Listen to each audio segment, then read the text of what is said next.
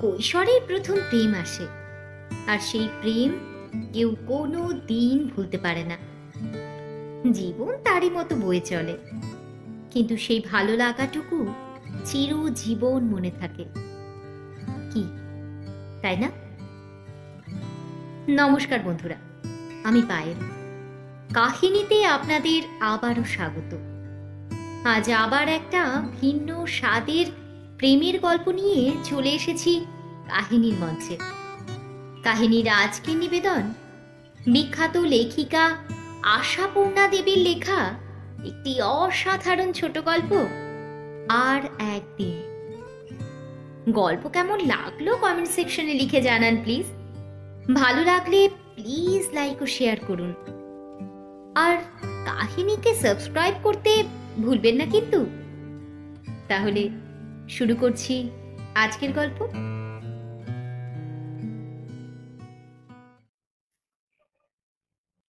ওদের ভালোবাসাটা তা বলে এমন কিছু নোভেলি ভালোবাসা ছিল না।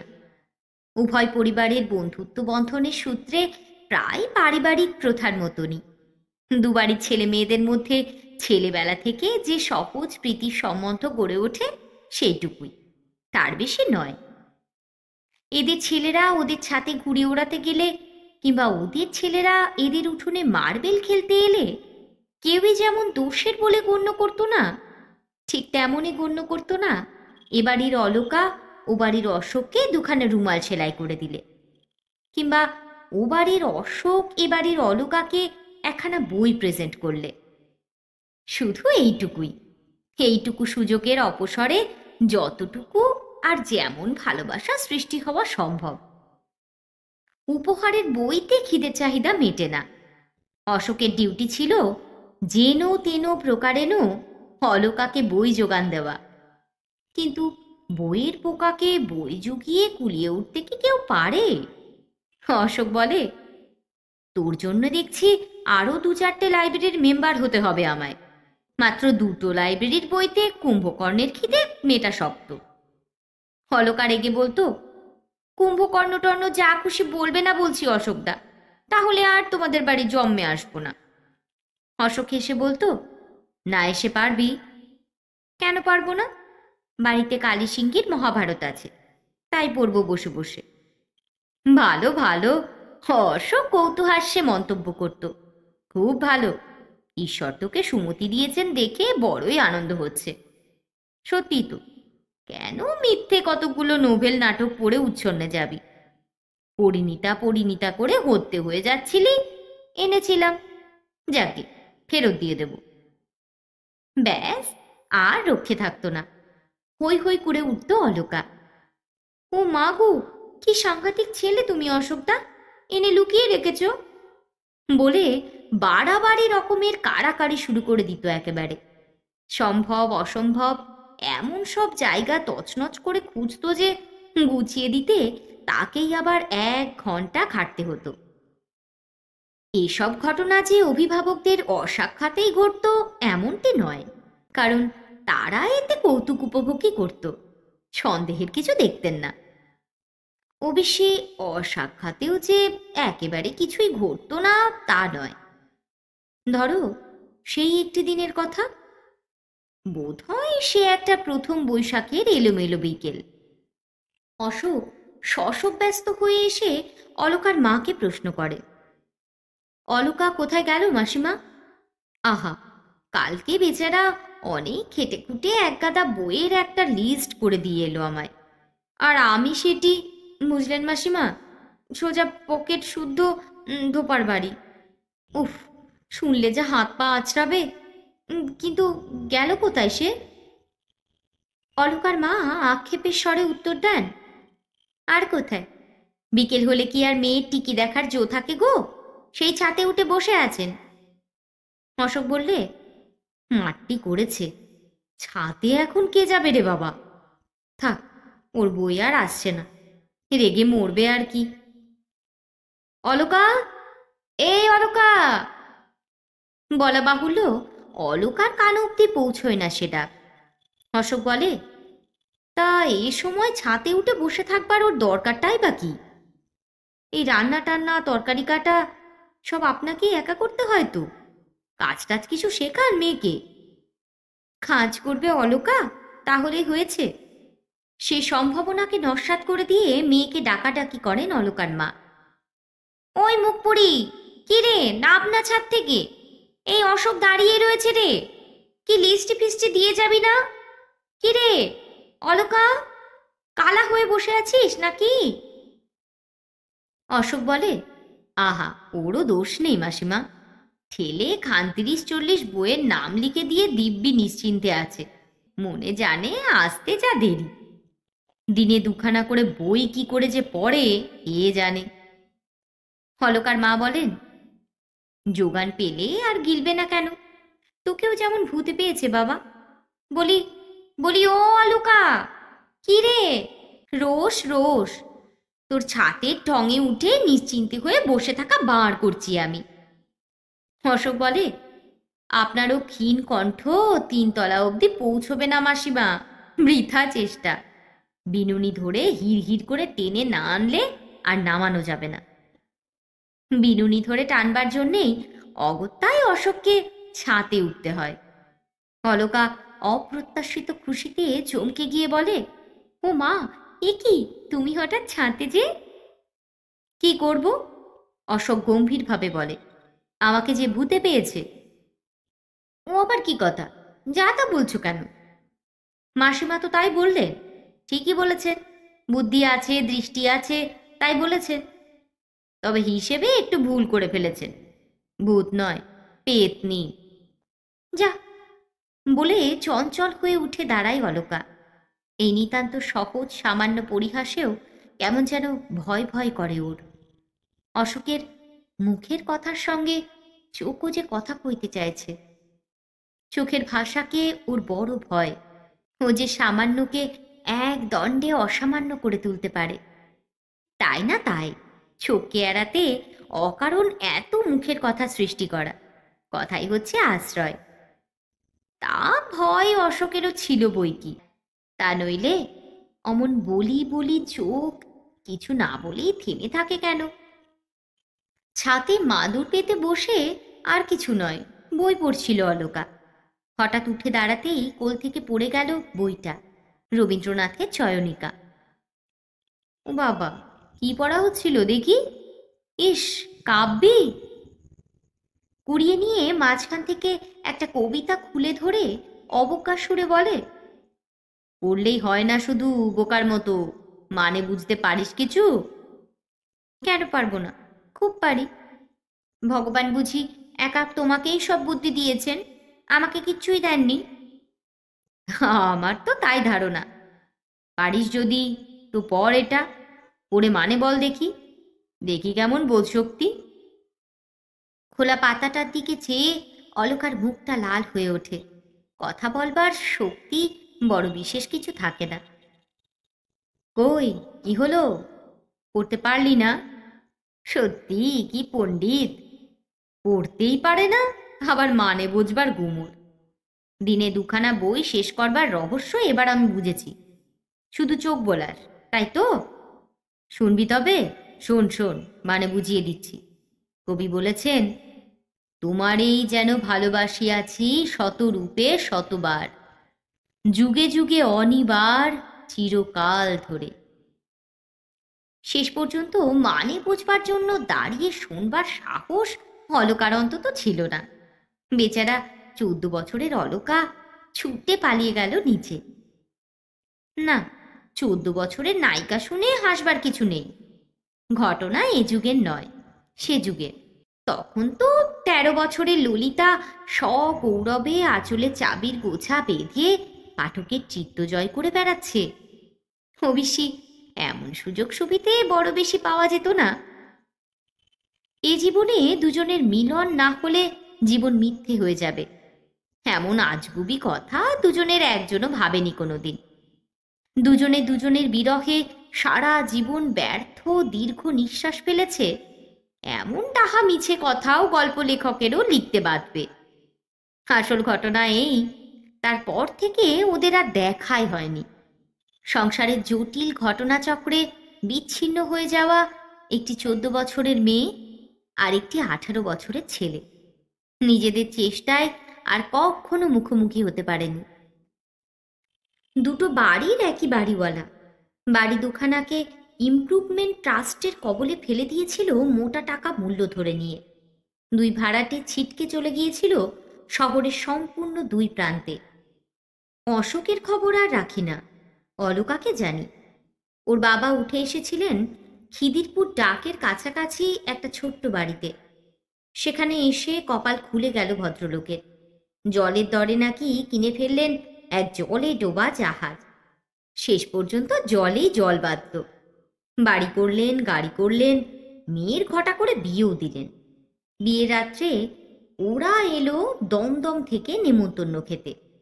শুধু অশোকের আশা হলো না, তার তখন নাকি সামনে বিয়ে এক্সামিন। নেমন্তন্ন খাওয়ার মতো বাজে কাজে সময় নষ্ট করবার সময় কোথায়? 24 ঘন্টায় তো পড়ছে ঘরে খিল দিয়ে। বিয়ের দিন নিশ্চয়ই অশোকদার সঙ্গে দেখা হবে, এমনই একটা সহজ আশার আলোয় মনের আকাশ উজ্জ্বল হয়েছিল অলকার। বিয়ের দিন পর্যন্ত অশোকদার সঙ্গে দেখা হলো না। এই নৈরাশ্যের মেঘ নিয়ে দাম্পত্য জীবনের শুরু। সুন্দর স্বভাব স্বামী, স্নেহে প্রেমে ক্ষমায় মহান, হাসি খুশি চঞ্চল। সদ্য উন্মেষিত কিশোরী হৃদয় দ্বিধাগ্রস্ত হবার অবকাশই পেল না। সুখে সৌভাগ্যে আলোকিত হয়ে উঠল সে জীবন। শুধু নীল আকাশের কোণে একখণ্ড হালকা মেঘের মতোই লেগে রইল এই নৈরাশ্যের মেঘটুকু। বছরের পর বছর কাটে, কৈশোর ভরে ওঠে যৌবনের উজ্জ্বলতায়। যৌবন শান্ত হয়ে আসে অনিবার্য পরিণতির গাম্ভীর্যে। আজকের 40 বছরের বিজ্ঞ অলকার মধ্যে 14 বছরের সেই বুদ্ধিহীন মেয়েটাকে আবিষ্কার করতে পাওয়া পাগলামি। ওর নামটা যে অলকা, ওর নামটা যে অলকা, এ কথাও আর সহজে মনে পড়ে না। ওর নিজের নয়, নামের দরকারই বা কবে পড়েছে। তবু রয়ে গেছে একটা হাস্যকর পাগলামি, দীর্ঘকালের অর্থহীন অভ্যেস। সময়ে অসময়ে অকারণে একবার মনে করা, আর কখনো দেখা হলো না। কিন্তু এও এক অদ্ভুত, ভাবলে কি আশ্চর্য লাগে অলকার। এই সুদীর্ঘকালের মধ্যে দৈবাৎ কখনো কোনো দিনও কি দেখা হয়ে যেতে নেই? ভাষা জগতে তাহলে অপ্রত্যাশিত, আকস্মিক, সহসা এসব শব্দগুলো আছে কেন? সহসা দেখা হয়েও কি যায় না কোনো দিন কারোর সঙ্গে? বহুদিনের অদেখা, পরিচিত, স্বল্প পরিচিত, বাঞ্ছিত, অবাঞ্ছিত কত লোকের সঙ্গেই তো দেখা হয়ে যায় যখন তখন। পথে ঘাটে, ট্রামে, বাসে, সিনেমায়, বারোয়ারি তলায়, দোকানে, স্টেশনে, দেশে বিদেশে। শুধু সেই লোকটাই এত দুর্লভ, কোথাও তার ছায়া মাত্র চোখে পড়ল না এই 26টি বছরের মধ্যে। আর সব থেকে আরো অদ্ভুত যে একই শহরে বাস করে আসছে দুজনে। হয়তো ঠিকানা জোগাড় করাও খুব শক্ত নয়। ঠিকানা জোগাড় করে যে কোনো দিন আচমকা গিয়ে পড়া যায় অশোকের বাড়ি। বলা যায়, কি গো অশোকদা, একেবারে যে ভুলেই গেলে? সত্যিই তো, গতি কি, গেলেই হয়। অশোকের বউ তোমাকে ধরে মারবে না নিশ্চয়ই? এই অভিমতটা অলকার স্বামী দেবেশের। অলকার অশোক ঘটিত হৃদয় দুর্বলতার কথা তার অজানা নয়। কম বয়সে একদা অতি বিশ্বস্ততার ছেলে মানুষের মুখে স্বামীর কাছে গল্প করেছিল সে। অলকার প্রথম প্রেমের রঙিন কাহিনী। আক্ষেপ করেছিল, আশ্চর্য, আর কখনো দেখা হলো না। এখনো মাঝে মাঝে কথা উঠলে বলে, যাই বলো বাপু, আর একবার দেখা হবার ইচ্ছে আমার এখনো খুব আছে। তা কথাটা ওঠেই যখন তখন। কৌতুকপ্রিয় দেবেশ ইচ্ছে করেই ওঠায় অলকাকে রাগাতে। অশোকদার নামটা দেবেশের কাছে যেন প্রচলিত প্রবাদ, বারবার চলে আসছে। কখনো জানলায় কি বারান্দায় একটু বেশিক্ষণ যদি দাঁড়িয়ে থাকতে দেখলো অলকাকে, অমনি বলবে, ইগো, রাস্তায় অশোকদা নাকি? বাতায়ন পানে দুয়াখি তুলিয়া। অলকা রাগ দেখিয়ে উত্তর দেয়, হ্যাঁ তাই তো, রোজ এই সময় সে এসে ঠায় রোদ্দুরে ফুটপাতে দাঁড়িয়ে থাকে যে, তাই তো বিগলিত করুণায় একবার করে দর্শন দিয়ে যায়। পথে ঘাটে বাসে ট্রামে যেখানে সেখানে অলকাকে খেপানো এক মজা দেবেশের। কথায় অবশ্যই এতে উঠতে পারে না অলকাকে, তবু বলতে ছাড়ে না। ওদের এই স্বচ্ছন্দ দাম্পত্য জীবনের মধ্যে অশোকেরও যেন একটা স্থান আছে। বিশিষ্টও নয়, অপরিহার্যও নয়, তবু আছে। ভাতের সঙ্গে থালার আগায় নুনের মতো, পানের সঙ্গে জিভের কানায় চুনের মতো। আছে শুধু আলাপ আলোচনার স্বাদে আর একটু আস্বাদ দিতে। যতটুকু প্রয়োজন তার বেশি খানিকটা ব্যবহার করে ফেলবার মতো স্পষ্টভাবে সে নেই। হয়তো ট্রামে চেপে যাচ্ছে অলকা আলিপুরে ননদের বাড়ি বেড়াতে, হয়তো ওদিকে গাড়ির ভিড় একটু পাতলা হয়ে গেছে। দেবেশ হঠাৎ নিম্নস্বরে বলে বসে, দেখো দেখো, উপাসের ওই ভদ্রলোকটি তোমার অশোকটা নয় তো? সেই থেকে হাঁ করে তোমাকে দেখছে, দেখো না। অলকা চমকে তাকায়, বুকের মধ্যে ছলাৎ করে ওঠে একটা আশার ঢেউ। তারপর মুখ ফিরিয়ে নিয়ে ভুরু কুঁচকে বলে, কথাবার্তায় একটু সভ্য হতে শেখো দেখি। বেশ, মজা মন্দ নয়। আমি হলাম অসভ্য, আর ওই ব্যক্তিটি যে এই স্তোক তোমার মুখ থেকে চোখ ফেরাতেই পাচ্ছে না, তার কি? আমি ভাবলাম হয়তোবা তোমার সেই, তা নইলে কেন এমন করে চেয়ে থাকবে বলো?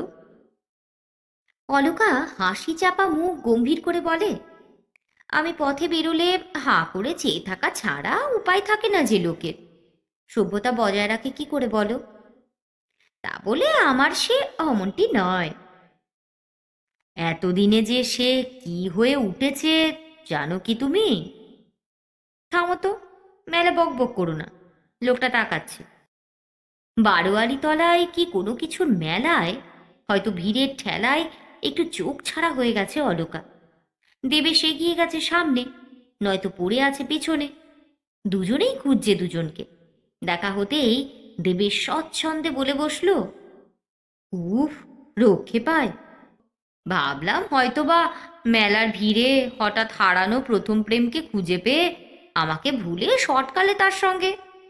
অলকা উত্তর দেয়, বা, চমৎকার, কল্পনা শক্তি কি প্রখর। আমার প্রথম প্রেমকে আমি যদি বা ভুলে নিশ্চিন্তে থাকি, তুমি আর ভুলতে পারলে না দেখছি। কি করে পারবো? দেবেশ কপট দীর্ঘশ্বাস ফেলে বলে, মনের মধ্যে যে কাটা বিধেই আছে গো। বিধে নেই বলেই হয়তো বলতে পারে, থাকলে কি আর পারতো? নিজের থেকে বছর আষ্টেকের ছোট, চিরদিন অনুপস্থিত একটা ছেলেকে নিজের প্রতিদ্বন্দ্বী ভাববে এমন পাগল দেবেশ নয়, পাগল অলকাও নয়। তবু সত্যি কি অলকা মেলার ভিড়ে হাজারখানা মুখের দিকে দৃষ্টি ফেলে ফেলে দেখে না? পথ চলতে চলতে থমকে দাঁড়ায় না? সিনেমায় থিয়েটারে গিয়ে ফেরার সময় রসোবাবু, ভিড় থামুক বলে দাঁড়িয়ে থাকে না সিঁড়ির একধারে, শেষ দর্শকটি চলে যাওয়া পর্যন্ত? দেবেশ অনুযোগ করলে বলে, ওকে, 2-4 মিনিটে আর কি রাজ্য বয়ে যাবে বলো, ঠেলাঠেলি দেখতে পারি না। হে একটা নেশা, বোধ করি অভ্যাসের নেশা, তাছাড়া আর কি।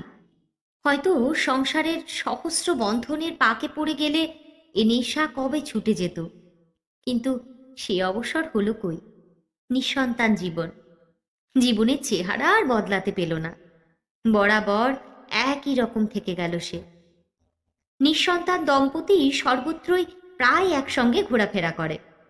দেবেশের মামাতো বোনের বিয়ে উপলক্ষে সকালের গাড়িতেই চলেছে দুজনে চন্দননগরে। সেকেন্ড ক্লাস একখানি কামরায় উঠে গুছিয়ে বসে দেবেশ প্রথম কথা কয়, হ্যাঁ গো, ওদের বিয়েতে দেবার শাড়িখানা ভুলে ফেলে আসনি তো? এসেছি। কি সর্বনাশ, তাহলে উপায়? উপায়ের আর অভাব কি, চন্দননগর তো তাঁতের শাড়ির জন্য বিখ্যাত। তার মানে গিয়ে আবার একটা কিনতে হবে? ভুলে ফেলে এলে অবশ্যই হতো, কিন্তু থামো তো তুমি, খবরের কাগজ কাটা সঙ্গে নিতে বলেছিলাম, নিয়েছিলে? তা তো নাওনি। জানতাম আগে, যত ভুল সব আমিই করি যে। নবদম্পতি নয় যে কেউ ওদের কথোপকথনে কর্ণপাত করবে। সম্পর্ক সম্বন্ধে সন্দেহের অবকাশ মাত্র নেই যে কেউ কৌতূহলী দৃষ্টি ফেলবে। তাকিয়ে দেখেও না কেউ। শুধু বোধ করি খবরের কাগজ কথাটা উচ্চারিত হতেই একেবারে কোণের দিকে যে ভদ্রলোক একখানা খোলা খবরের কাগজে নাক ডুবিয়ে বসেছিলেন, তিনি কাগজখানা আর একটু বাগিয়ে ধরে নড়ে চড়ে কিছু গুছিয়ে বসেন। বোধহয় মনে মনে আশঙ্কিত হন, এই রে বাবা, চাইবে না তো? মুখটা স্পষ্ট দেখা যাচ্ছে না, তাই মুখের ভাব বোঝা যায় না। কাগজের উপর জেগে আছে শুধু ভুরুর ওপর থেকে তেল চকচকে টাকওয়ালা মাথাটি। কর্তা গিন্নিতে নিচু গলায় সাবধানে কথা চলে। লোকটাকে যেন কোথায় দেখেছি দেখেছি মনে হচ্ছে। লোকটার আর কতটুকুই দেখতে পাচ্ছ? মুখচন্দ্র তো কাগজের আড়ালে। তাহলেও হাত পা কপাল ভুরু সবটা মিলিয়ে কেমন যেন চেনা চেনা লাগছে গো। দেখো আবার তোমার অশোকদা কিনা। চিরাচরিত ধরনের মিটিমিটি হাসে দেবেশ। অলকাও নিচু গলায় হেসে ওঠে। সত্যি যা বলেছ, ওই টেকো বুড়োটা নইলে আর অশোকদা কে হবে শুনি? দেখাতে তো আর পারলাম না কখনো, কপাল আমার। কি ফাইন চুল তার জানো, রেশম হার মানে। প্রেমে পড়েছিলাম কি আর এমনি? আহারে, সেই কৃষ্ণকুঞ্চিত কেশোদাম এখনো টিকে থাকবে তার মানে কি? না, একেবারে গড়ের মাঠ হয়ে যাবে তা বলে? তুমি হিংসের জ্বালায় তাই চাও আর কি। একটু চুপচাপ।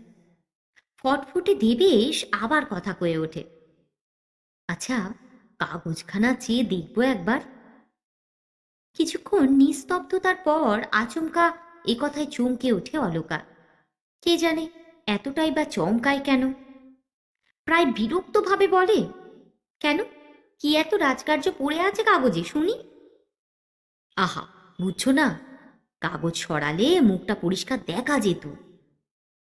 আসল কথা চুপ করে থাকতে এক দণ্ডও পারে না দেবেশ। অলকার নিস্তব্ধতাও ওর অসহনীয়।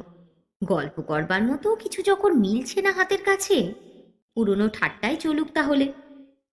অলকা রেগে বলে, কি চতুর্বর্গ লাভ হবে তোমার ওর মুখ দেখে? দেবেশ কৃত্রিম করুণ মুখে বলে, আমার আর কি, তোমারই যদি কিছু লাভ হয়। বলেছিলে কি না, ওকে চিনি চিনি করে চিনিতে না পারি, ভাবলাম। খবরদার বলছি, ওই বিদঘুটে কথাগুলো বলবে না আর। যখন তখন যেখানে সেখানে বললেই হলো ওই আজেবাজে কথা। এত হাড় জ্বালাতে পারো তুমি, সত্যি আর সহ্য হয় না। অবশ্য সব কথাই অপরের কান বাঁচিয়ে। সংবাদপত্র পাঠক ভদ্রলোক তখন কাগজখানা উল্টে ছোট করে ভাঁজ করে নিয়ে পড়তে শুরু করেছেন। অবনত মুখের সবটাই প্রায় দেখা যাচ্ছে। অলকা এক নজরে দেখে নিয়ে মুখটা অন্যদিকে ফেরায়। এক্ষুনি দেবেশ হাসাহাসি শুরু করবে। সত্যি যে একটু ভালো করে দেখে নিয়ে মনে পড়াবে কোথায় দেখেছে লোকটাকে, সে আর দেবেশের জ্বালায় হবার জো আছে? অথচ দেখেছে যে কোথাও, তাতে সন্দেহ নেই। কিন্তু কবে, কখন, কোথায়? কোথায় দেখেছে এরকম গোলগাল নিওয়াপাতি নিওয়াপাতি গড়ন, এমন চুকচুকে টাক? কই, অনেক চেষ্টা করেও কিছুতেই মনে করতে পারে না সে। তবু মনে খটকা থেকেই যায়। ভুরুর ওপর দিকে ফর্সা কপালে কালো কুচকুচে ওই তিলটা কেমন যেন পরিচিত নয়। ওরকম আর কার দেখেছে, কবে? দেবেশের আবার উসখুস শুরু হয়। হ্যাঁ গো, পানের কৌটোটা এসেছে তো? তা নিজের পকেটে হাত দিয়ে দেখো না। আর জর্দাটা? জানি না, নিজের জিনিস নিজে ঠিক করে আনতে পারো না কেন? ওফ, একেবারে যেন মিলিটারি। তা হলোটা কি? দেখো, তুমি আমার কথা শুনলে না তো? ওই ভদ্রলোকের সুটকেসে কিন্তু লেখা রয়েছে এ মুখার্জি। কি? এ মুখার্জি। অলকা একবার সামান্যতম চমকায়, তারপর গম্ভীরভাবে আউড়ে যায়, অজিত, অমল, অবনী, অসিত, অপূর্ব, অনিমেষ, অখাদ্য, অগা, অর্থাৎ কিনা এতগুলো নামের মধ্যে যে কোনো একটা নামের অধিকারী যে কোনো মুকুজ্জে পরিবারে জন্মালেই সুটকেসে এ মুখার্জি লিখে নিয়ে সঙ্গে নিয়ে বেড়াতে পারে, সে কথাই আর কি। গাড়ি শ্রীরামপুরের কাজ বরাবর আসতেই বহু আলোচিত ভদ্রলোকটি কাগজখানি পাঠ করে নিয়ে উঠে দাঁড়ান। সুটকেসটি বাঁ হাতে তুলে নিয়ে ডান হাতে পাঠ করা কাগজখানা একেবারে দেবেশের দিকে বাড়িয়ে ধরে সম্পূর্ণ দেবেশের দিকে তাকিয়েই স্মিত হাস্যে আবেদন করেন, করবেন? ভদ্রতার বদলে ভদ্রতা। দেবেশও স্মিত হাস্যের সঙ্গে প্রত্যাখ্যান করে, না না, দরকার হবে না, এই তো নেমে যাব এক্ষুনি। চওড়া ডাটিওয়ালা কালো সেলের চশমা পরা ভারী সারি পরন্ত মুখে অমায়িক হাসিটি বেশ মানানসই, দেখলে আবার যেন দেখতে ইচ্ছে করে। অমায়িক হাসিটি আবার প্রশ্ন করে, তা যাচ্ছেন কোথায়? চন্দননগরে, মামার বাড়ি। ও বাবা, মামার বাড়ি? ভালো জায়গায় যাচ্ছেন তাহলে। সহসা অন্ধকারে জবনিকার গায়ে আছড়ে এসে পড়ল হঠাৎ জানলা খুলে দেওয়া আলোর ঝলক, বিস্মৃতির পর্দায় স্মৃতির বিদ্যুৎ রেখা। না, সন্দেহের আর কোনো অবকাশই নেই, অশোকই। ডান ভুরুর ওপর কালো কুচকুচে তিলটি এখনো তেমনই নির্ভুল, স্পষ্ট। একটি তিল কি তুচ্ছ? পুরনো মুখকে চিনিয়ে দেবার পক্ষে যথেষ্ট নয় কি? এই তিলটাকে অনবরত দেখতে পাচ্ছিল, তবু অশোককে চিনতে পারেনি অলকা। এতক্ষণ সামনাসামনি বসে থেকেও তা পারেনি পরিষ্কার মুখোমুখি তাকিয়েও। অশোক কিন্তু পেরেছে।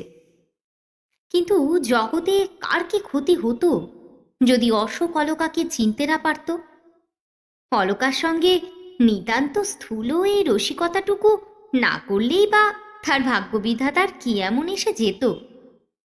অশোককে দিয়ে এই কথাটুকু না বলালে কি চলছিল না তার? কে? অলকা না? সে কি? অশোকদা। মৃদু অস্ফুট উত্তর। রেলগাড়ির অসুবিধা সত্ত্বেও নিচু হয়ে নমস্কার করে অলকা। অশোকদা। দেবেশ চোখ বড় বড় করে বলে, হ্যাঁ, সত্যি তাহলে সেই বিখ্যাত অশোকদা? বিখ্যাত? তাই নাকি? কি ব্যাপার বলুন তো? বিলক্ষণ, আপনাকে নিয়ে তো আমাদের। ছি ছি অলকা, শেষ পর্যন্ত তুমিই হেরে গেলে। বুঝলেন মশাই, আপনার বাল্য বান্ধবী এতক্ষণ আমার সঙ্গে তর্ক করছিলেন। অশোকদার কখনো এত বড় টাক হতে পারে না। আমার কিন্তু প্রথম থেকেই সন্দেহ হচ্ছিল। তাই নাকি? হা হা করে হেসে ওঠেন ভদ্রলোক। আপনি তো মশাই আমাকে কোনোদিন দেখেনি। দেবেশ অভ্যস্ত রসিকতার ভঙ্গিতে বলতে যাচ্ছিল, দেখিনি শুধু, কিন্তু শুনেছি তো। কিন্তু সেটা আর বলা হলো না। গাড়ির বাঁশি বেজে উঠল। ট্রেন শ্রীরামপুর স্টেশনে ইন করেছে। মাত্র 1 মিনিটের স্টপেজ। গাড়ি থামবার সঙ্গে সঙ্গেই ভদ্রলোক নড়ে ওঠেন। তাড়াতাড়ি 2 হাত জোর করে বলেন, নমস্কার, এসে গেল আমার গন্তব্যস্থল। আপনাদের সঙ্গে দেখা হয়ে খুব খুশি হলাম। অলকা, চললাম তাহলে। অনেকদিন পর দেখা হলো, যা হোক, কি বলো? নেমে গেলেন ভদ্রলোক তাড়াতাড়ি করে। সঙ্গে সঙ্গে গাড়িও চলতে শুরু করল। আর সেই চলার সঙ্গে সঙ্গেই মুহূর্তে স্তব্ধ হয়ে গেল একটি মধুর বেদনার সঙ্গীত।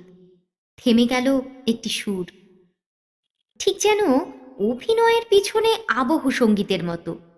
অলকার জীবনের নেপথ্যে ঝঙ্কৃত যে অনাহত মৃদু সুরটি তার সমগ্র জীবনকে গেঁথে রেখেছিল একটি সুষমার ছন্দে। চিরদিনের মতো থেমে গেল সেই সুর, ভেঙে গেল সেই ছন্দ।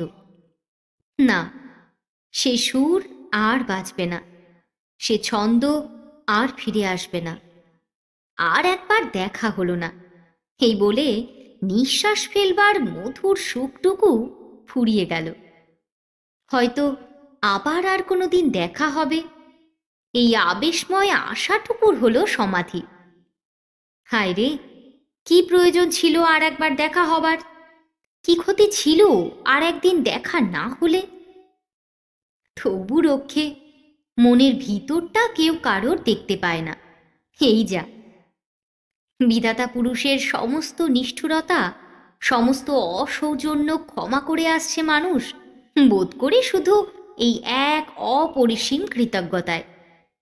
মনের ভিতরের খবরটা মানুষের নিজের হাতের মুঠোয়, তাই হাত বাড়িয়ে দেবেশের ওপাশ থেকে পানের কৌটোটা তুলে নিয়ে একটা পান বার করতে করতে অলকা বলে, ওই ভুঁড়ি, ওই টাক, ছি ছি, চিনতে পারিনি বলে তো খুব লজ্জা দিলে। চিনবার কোনো উপায় রেখেছে? তা কি জানি, দেবেশ হাসে, আমি তো আর আগে দেখিনি। ও কি, পানটা ছিঁড়ছ কেন ছেলে মানুষের মতো? খাবে না? না, শুকিয়ে গেছে। তা গেছে বই কি, নেহাতি শুকিয়েই গেছে, নইলে তুচ্ছ একটু কাজের ক্ষতি করে কিছুক্ষণের জন্য কি সহযাত্রী হওয়া যেত না? যাওয়া যেত না অলকার গন্তব্যস্থল পর্যন্ত? জরুরি কাজ? তা কাজ কত জরুরি হওয়া সম্ভব?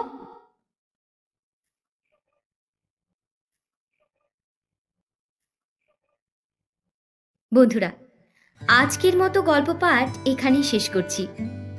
গল্প কেমন লাগলো কমেন্ট সেকশনে লিখে জানান প্লিজ। খুব শিগগিরই আবার একটা ভিন্ন স্বাদের নতুন গল্প নিয়ে চলে আসবো কাহিনীর মঞ্চে। ততক্ষণের জন্য বিদায়।